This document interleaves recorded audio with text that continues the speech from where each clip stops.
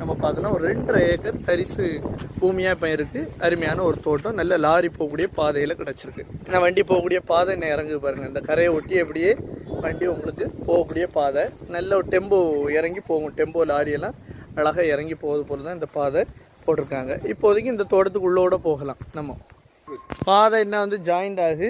இந்த இடம் தான் இடம். மொத்தம் நமக்கு வந்து ஏரியா 2.5 ஏக்கர் ஏரியா இருக்குது உங்களுக்கு. அவங்க வந்து மொத்த ஏரியா 3 ஏக்கர் இருக்குது. பட்டா வந்து ஒரு 2 ஏக்கர் 35 சென்ட்டுக்கு பட்டா இருக்குது உங்களுக்கு. என்ன பாருங்கள், தரிசு மாதிரி தான் இருக்கும். நம்ம வாங்கி இந்த காடாவெல்லாம் கொஞ்சம் க்ளீன் பண்ணும். ஜேசிபி விட்டால் ஒரு 3 நாளில் வேலை முடியும்.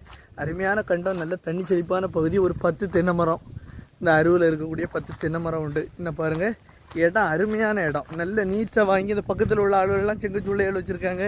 வேறு உங்களுக்கு பில்டிங் போடுறதுக்கு, ரெசார்ட்டு மாதிரி வைக்கிறதுக்கு எல்லாத்துக்கும் நல்ல ஒரு இடம். நல்ல செழிப்ப சமநிலையான பகுதி தான்.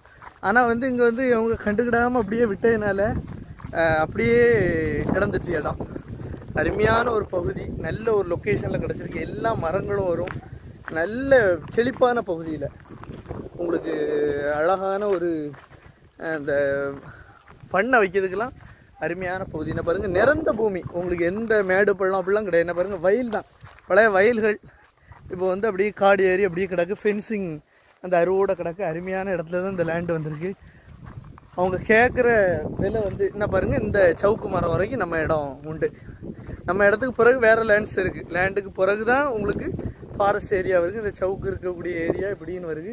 நல்ல ஒரு இடம், வாங்குங்க. அவங்க கேட்குற விலை அப்படின்னு பார்த்தீங்கன்னா ஏக்கருக்கு 25 லட்சம் ரூபா கேட்குறாங்க.